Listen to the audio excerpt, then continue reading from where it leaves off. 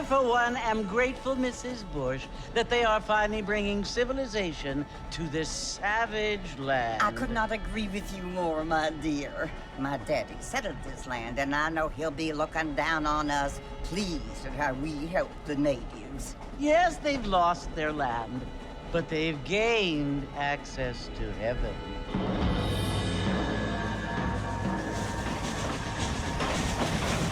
But, Father, do you mean unless an innocent receives communion, they're destined to go to hell? That hardly seems fair. What I mean to say, Jenny, is that there is a great deal of difference between an innocent and a savage. I never thought of it that way. Yes, they lived like animals, but they're happier now.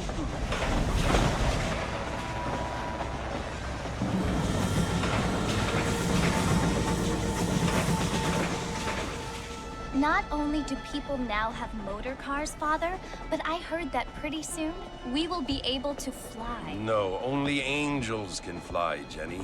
No, apparently people can fly.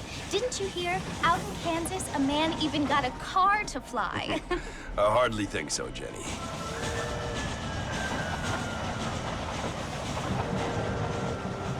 Apparently, Mr. Johns wants to run for governor, which is why he's so concerned with cleaning up the state. Nate Johns. Yes. His family is nothing but hillbilly trash that came here after the war. I don't want to be judgmental, but this state should not be ruled by such a disgusting family. A family without class. Apparently. The Johns family have made a lot of money, and he has a lot of friends in politics. Mrs. Bush, money isn't everything. There are many things that money cannot buy. It seems that money can buy voters, though.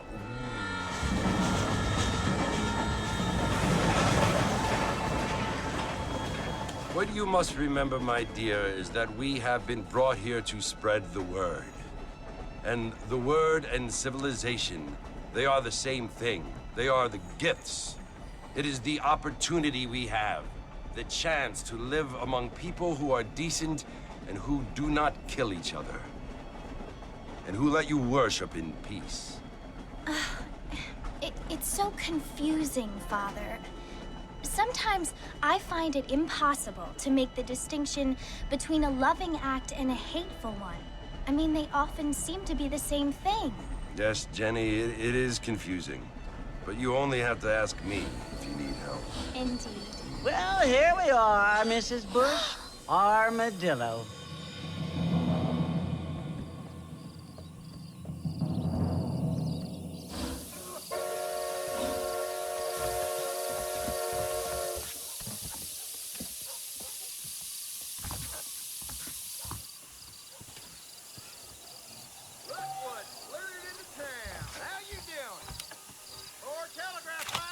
Now you got yourself a problem, partner.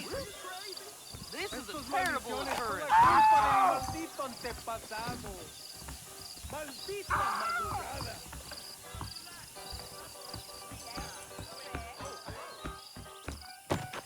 don't feel too good. Appreciate it.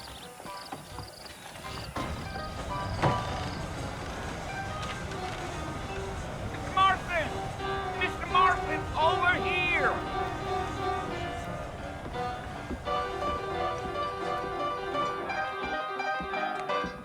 You must be John Marston. Sometimes. I'm Jake. Your friends from Blackwater hired me to gag you. They ain't my friends, but pleased to meet you, Jake. I got the horses saddled up and ready out front.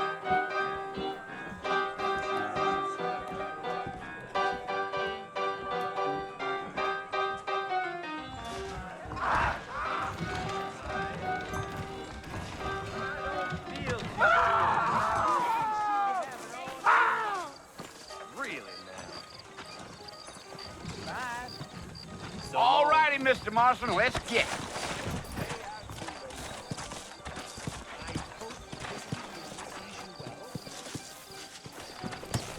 There's treasure buried out by Rio Del Take it slow on the way out of town. No need to kick up a lot of dust. I declare, this place just of your mouth, count for an antidote, sir. Giddy up. I ain't had a decent crop in years. Come on. I ain't one to gossip, but I heard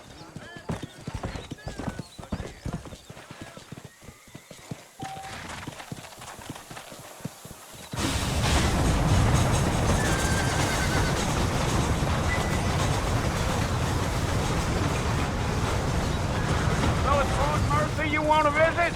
That's right. Ain't taking nobody up to the fort in a long time. Here.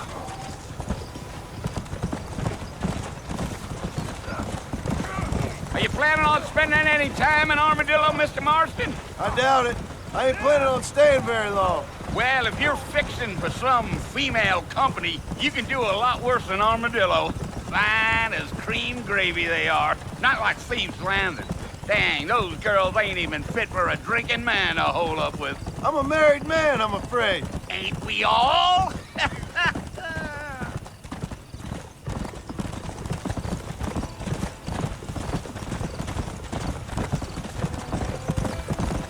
Deal. Yeah, so it was the marshal who hired me. Lee Johnson, do you know him? I think I heard his name. Says he got a telegram from some Blackwater big bugs asking for a guide. I guess it's none of my business. That's right.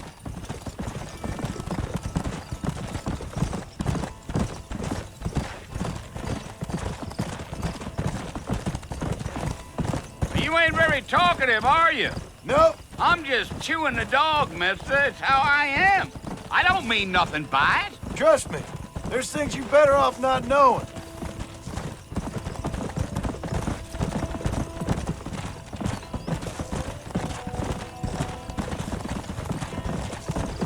You don't look much like no Blackwater fella. That's because I ain't. If I'm being honest, I don't care much for those highfalutin big city types. Not much at all. Blackwater ain't much of a city.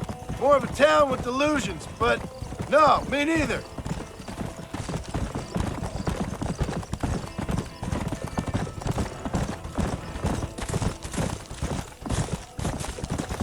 A fella told me he was out in Blackwater a few months back and saw one of them newfangled carriages without horses. Is that so? Hey, you wind 'em up like a clock. Damnedest thing ye ever saw without the aid of liquor, he told me. Times are changing fast. That's for sure.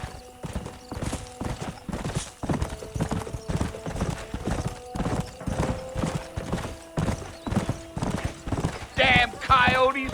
What a waste of good meat. That ain't right. Not far now. You'll see the fort when you get to the top of this hill. Yeah, yeah.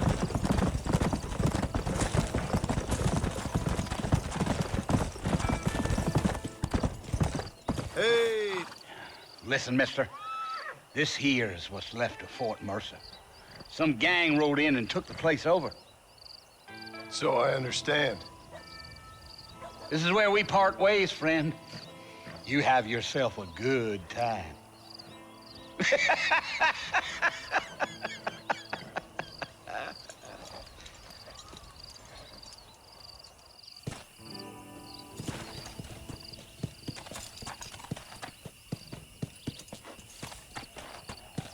Yeah.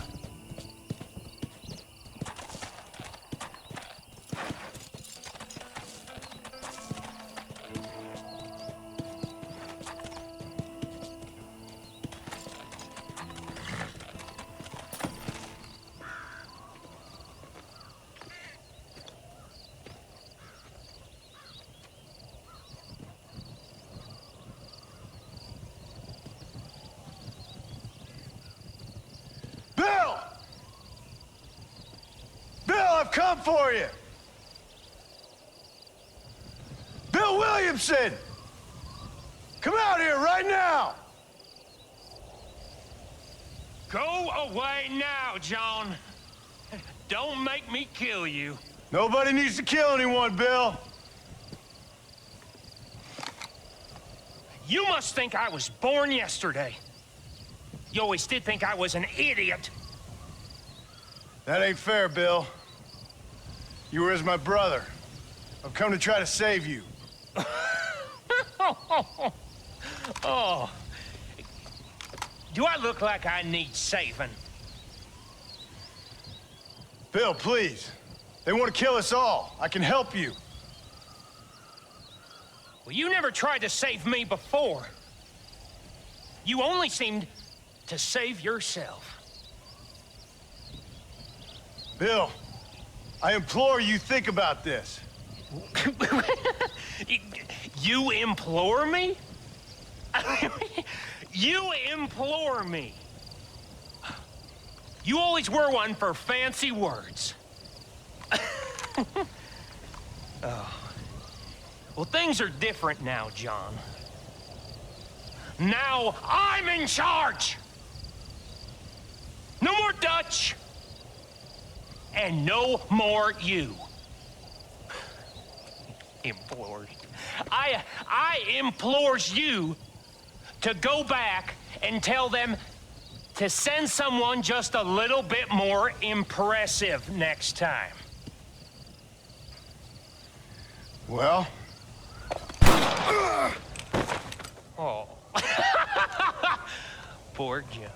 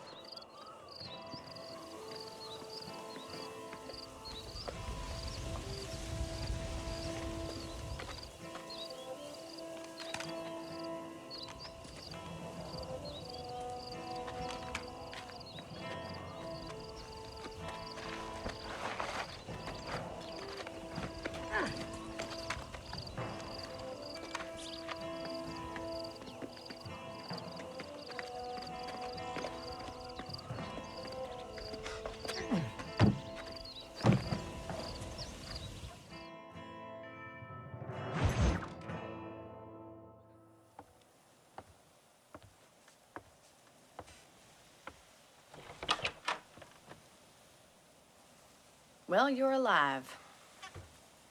So it would seem. So, how do you feel? I don't know the polite word for it. I do. Stupid is the word we use around here. What were you doing? I was doing something stupid. Well, you'll be okay. Once you didn't die, the doctor said you'd be fine. He got the bullets out a couple days ago. Good. It cost us $15. I'm sorry, madam. Should have left me there to die. Did you want to die? I mean, was that it? Was that why you went straight out to Fort Mercer and picked a fight with the worst bandit in the county? To die, Mr. Mr. Marston. John Marston. Bonnie McFarland. Miss Bonnie McFarland. Well, you may be right, Miss McFarland. I don't know. Huh. So what were you doing? I was trying to give Mr. Williamson a chance. For old time's sake. You know Bill Williamson? Knew him. Long time ago. Well, what was he like? Dumb. Just like you. Thank you, miss. See my hat? I have. And, what will you do now? Now I'm gonna take my time and go after him the less kind way. Well, that sounds very fun, Mr. Marston. Quite heroic, just like in those penny dreadfuls my brother used to read. Meanwhile, if you'll excuse me, I've got a ranch to run. Of course, if you're feeling better, why not take a ride with me later? Help me patrol the perimeter. You can earn back some of that money we wasted on doctor's bills. Of course.